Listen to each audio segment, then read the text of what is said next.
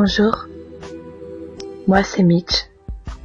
Je vous fais part d'un phénomène qui m'a fait plonger ici.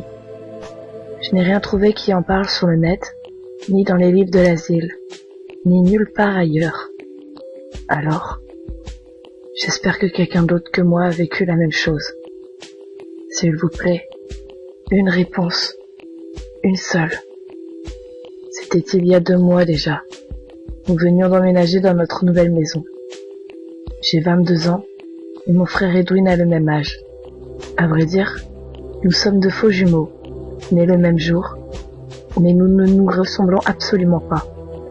J'ai les cheveux noirs et courts, lui les a bruns et mi-longs.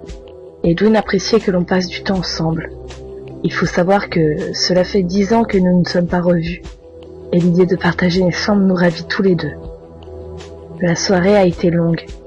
Nous avons déballé nos affaires, et nous avons immédiatement été nous coucher. Nous avons travaillé pendant 5 heures, sans faire la moindre pause. Nous avions bien mérité une bonne nuit de sommeil, n'est-ce pas? Tout se passait à merveille dans cette maison, jusqu'à cette fameuse semaine où j'ai entendu des piétinements, de petits pas furtifs et rapides. Sachant que de nombreux rats habitent dans cette vieille maison, je n'ai pas pris peur, et me suis juré d'appeler le dératiseur le plus tôt possible. J'en ai parlé le lendemain à Edwin, qui m'a confirmé que des bestioles pouvaient entrer dans la maison par le petit soupirail de la cave.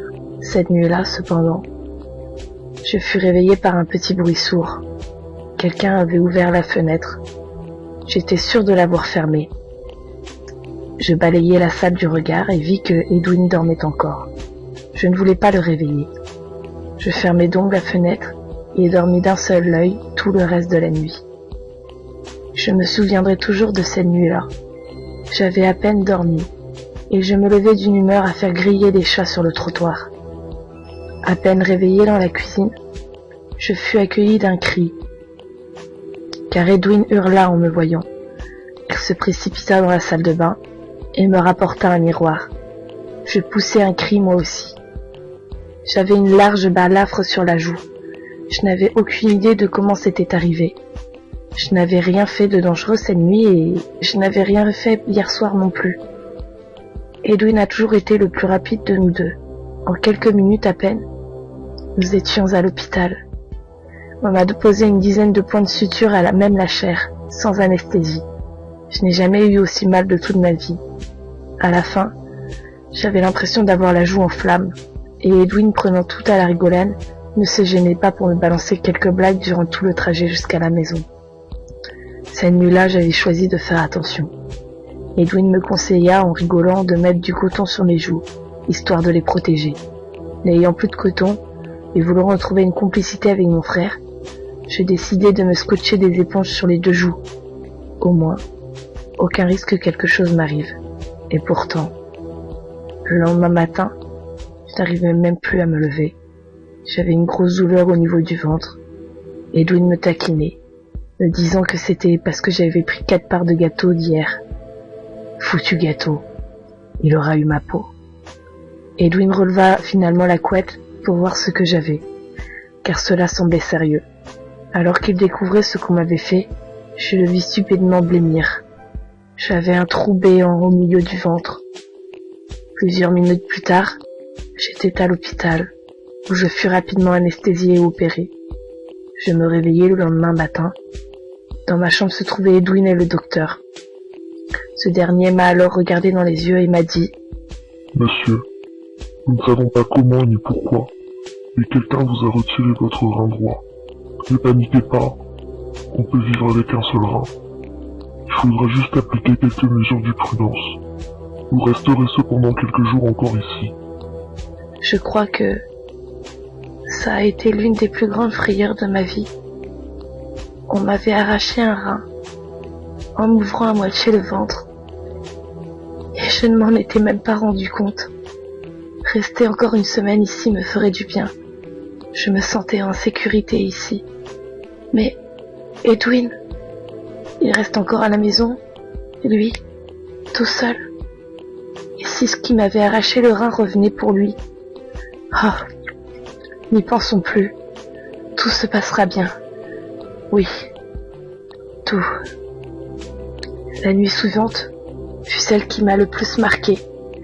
Je me suis réveillée en sueur et je ne pouvais plus bouger. L'apnée du sommeil qu'on appelle ça. Une belle connerie, oui. Je me suis dit que ça passerait tout seul. À vrai dire, ça m'était déjà arrivé, jusqu'à que je sente que quelque chose s'appuyait sur le lit. Ça semblait remonter vers moi. Je pensais que mes muscles se contractaient et que, donc, ça appuyait sur le lit. C'était beaucoup trop lourd pour être mes muscles. Je m'en rends compte aujourd'hui. C'est alors que je le vis.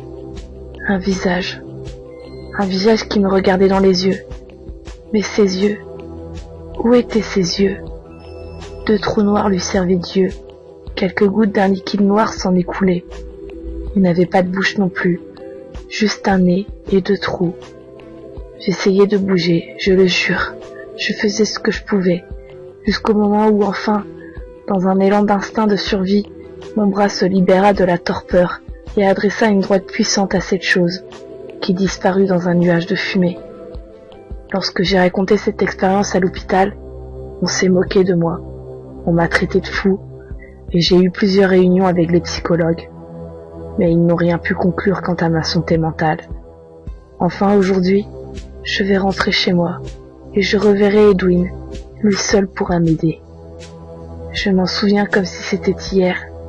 Il devait venir me chercher devant l'hôpital à 2h de l'après-midi. J'ai poireauté jusqu'à 3h30.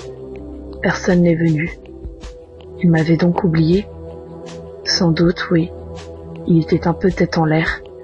Je suis donc rentré à pied. Et là, je ne comprends plus rien. La porte était ouverte, chose qui n'est pas normale connaissant Edwin. Je rentrai alors dans la maison et hurlai quelques « Edwin! Edwin !» Je grimpais les marches 4 à 4. Et là, même aujourd'hui, je ne trouve pas les mots. Je vis Edwin, allongé par terre, les yeux arrachés, baignant dans son sang. Je ne pouvais pas détacher mes yeux de son cadavre. Je ne peux pas. Et je regrette toujours d'avoir levé le regard. Dans l'embrasure de la porte d'en face, je vis cette chose. Elle me regardait. Elle semble fière sous son masque, triomphante, la tête haute. Et elle se mit à avancer vers moi. Je n'ai jamais couru aussi vite. J'ai fui tel un lâche. J'aurais dû me battre, manger mon frère. Mais non, j'ai fui. Et aujourd'hui, je me trouve lâche. Edwin était fort, lui. Nous n'avions vraiment rien en commun. Aujourd'hui, je ne vous demande qu'une réponse, une seule. Qu'est-ce qui a tué mon frère? Sans savoir ce qu'elle était, j'ai apaisé mon esprit en mettant un nom sur la chose. Je l'ai appelé Jacques sans yeux.